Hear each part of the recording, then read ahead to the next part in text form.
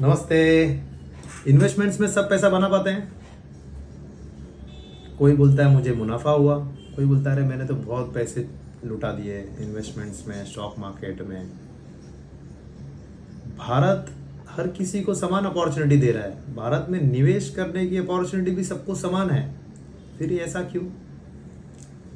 जैसे मेरी पिछली सारी वीडियोस में मैंने आपको बताया, रिस्क एक मनोस्थिति है। हर चीज मैं क्या सोच रहा हूँ एज ए इन्वेस्टर और मैं क्या सोच के डिसीजन ले रहा हूँ उसी पे तो है।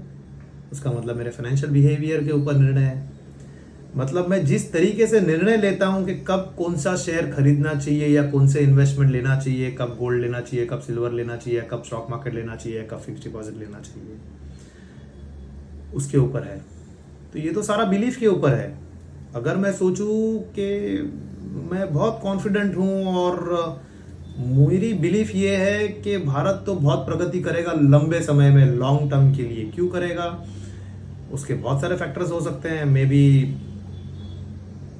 हमारी पॉपुलेशन एज्ड आउट नहीं हुई है, यंग पॉपुलेशन है, ज़्यादा लोग कमाने वाले हैं। ज़्यादा लोग कमाने वाले हैं तो ज़्यादा लोग खर्चा करने वाले हैं। ज़्यादा लोग खर्चा करने वाले हैं तो मार्केट में सारे की डिमांड होगी, गुड्स की डिमांड होगी, तो सारी कंपनियां चलेंगी, रोजगार चलेगा, तो इस तरीके से सब कुछ सही चलेगा। तो अगर मैं लॉन्ग टर्म सोच रहा हूँ कि मेरी इकोनॉमी बहुत सही है, जिसके लिए स्टॉक मार्केट सही है, तो मार्केट में पैनिक आवे कि ट्रम्प टैरिफ आवे कि कुछ भी आवे, मैं तो लॉन्ग टर्म में सिर्फ बाय करते रहूंगा, बाय करते रहूंगा, बाय करते रहूंगा। मार्केट गिरती रहेगी, मैं बाय करते रहूंगा। यदि कोई बोल रहा है कि नहीं यार इंडिया तो सब सही है, सब कुछ बराबर है, लेकिन मेरी बिलीफ बोल रही है कि नहीं लॉन्ग टर्म के लिए बढ़िया है, शॉर्ट टर्म में मुझे सोच समझ के चलना चाहिए, तो मैं शायद मार्केट से बाहर निकल जाऊं। तो कोविड में भी ऐसा ही हुआ था। स्टॉक मार्केट फरवरी 2020 में कुछ 40,000 के आसपास था और 2-3 महीने में ये 26,000 के आसपास आ गया था सेंसेक्स। तो लोगों ने बोला कि यार मार्केट बंद है, पूरी इकोनॉमी बंद है, ये कहाँ जाएगा? तो लोगों ने बेचते रहे और खरीदे नहीं नया।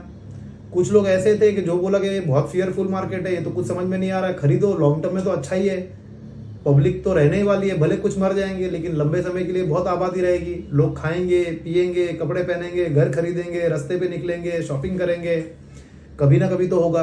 आज सस्ता मिल रहा है, पता नहीं कल सस्ता मिले कि ना मिले, आज खरीदते रहो खरीदते रहो। तो वहां पे दो किस्म के लोग थे, कोई खरीद रहा था, कोई बेच रहा था। ये मेरी बिलीफ या किसी की बिलीफ थी कि लंबे समय के लिए सही है, मुझे अपॉर्चुनिटी लेनी चाहिए। कोई बोलता है कि नहीं यार ये बिलीफ तो लंबे की बात है, आज क्या परिस्थिति, आज क्या इंफॉर्मेशन आ रहा है, उसके हिसाब से डिसीजन लो। आदमी ने एक बार बिलीफ बना ली, फिर वो बिलीफ को बेस में रख के ही डिसीजन बनाता है और डिसीजन के ऊपर ही आपका इन्वेस्टमेंट डिसीजन बनता है कि आपने क्या बिलीव किए। तो एक स्टोरी देता हूं कि एक गांव में एक आदमी था और उसके पास कभी कुछ मेहमान आते हैं रात रुकने के लिए। उसके पास एक बेड हुआ करता था 5 फुट का।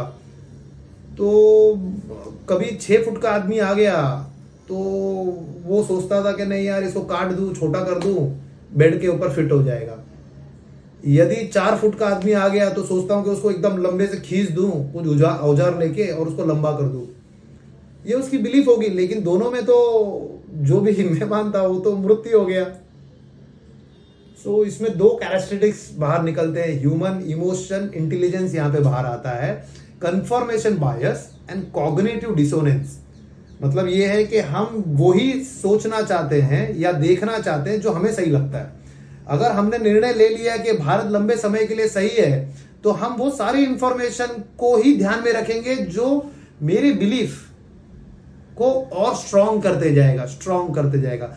हर वो इंफॉर्मेशन या डेटा या जो व्यक्ति मेरे से ऐसा बात करता है कि नहीं शायद कंपनी में नुकसान होगा, नहीं शायद कुछ और हो जाएगा, वो हमें नेगेटिव व्यक्ति लगता है और हम वो इंफॉर्मेशन के को डिस्काउंट करते जाते हैं।